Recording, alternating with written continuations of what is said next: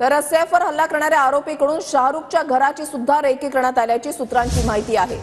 आरोपीने शाहरुख खानच्या घराची रेकी केली होती अशी माहिती सूत्रांकडून मिळते। सैफ अली खानवर हल्ला करणाऱ्या आरोपीने काही दिवसांपूर्वी शाहरुख खानच्या मन्नत या बंगल्याची सुद्धा रेकी केलेली होती। आता ज्या संशयिताला ताब्यात घेण्यात आलेला आहे त्याच्याकडून या अनुषंगाने सुद्धा चौकशी केली जाणार का, पोलिसांकडून काय माहिती दिली जाणार हे पाहणं देखील तितकंच महत्त्वाचं असेल। आरोपीने शाहरुख खानच्या घराची रेकी केली होती, त्यामुळे 14 जानेवारीला पोलिसांनी मन्नत बंगल्यावर जाऊन तपास सुद्धा केल्याची माहिती आता समोर येते आहे।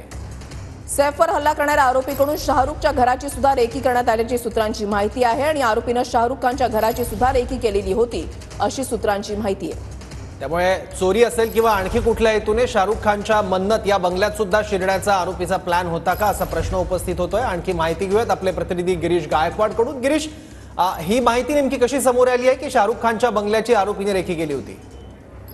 जी माहिती समोर येते अत्यंत धक्कादायक आहे। सीसीटीव्ही मध्ये एक संशयास्पद इसम शाहरुख खान यांच्या घराच्या बाहेर रेकी करत असल्याची माहिती मिळते आणि ही व्यक्ती कैद झालेले या अनुषंगाने क्राईम ब्रांच आणि बँड्रा पोलिसांकडून हा संशय व्यक्त केला जातोय की एखादी व्यक्ती या ठिकाणी रेकी करत आहे का, आणि याबाबतचा देखील आता तपास सुरू केलेला आहे, दखल घेण्यात आलेली आहे आणि ही व्यक्ती नेमकी कोण आहे याची ओळख पटवण्याचं जे काम आहे सध्या युद्ध पातळीवर सुरू आहे। पण या सगळ्या एकंदरीतच घटनेमुळे मग ती बाबा सिद्दीकींवर झालेल्या गोळीबारीची घटना असू द्या किंवा सैफ अली खानवर झालेला हल्ला असू द्या किंवा आता शाहरुख खानच्या घराची रेकी असू द्या, बँड्रा बदनाम होत आहे आणि या बदनामीच्या मागे नेमकं जबाबदार कुणाला करायचं हा देखील आजच्या घडीचा सगळ्यात मोठा प्रश्न आहे। पोलिसांची पथकं रवाना झालेली आहेत आणि त्या अनुषंगाने पुन्हा एकदा तपासाला सुरुवात झाली आहे। जे खान ब्रदर्स आहेत ते कुठेतरी रडारवर आहेत का असा प्रश्न सुद्धा या निमित्तानं उपस्थित केला जातोय।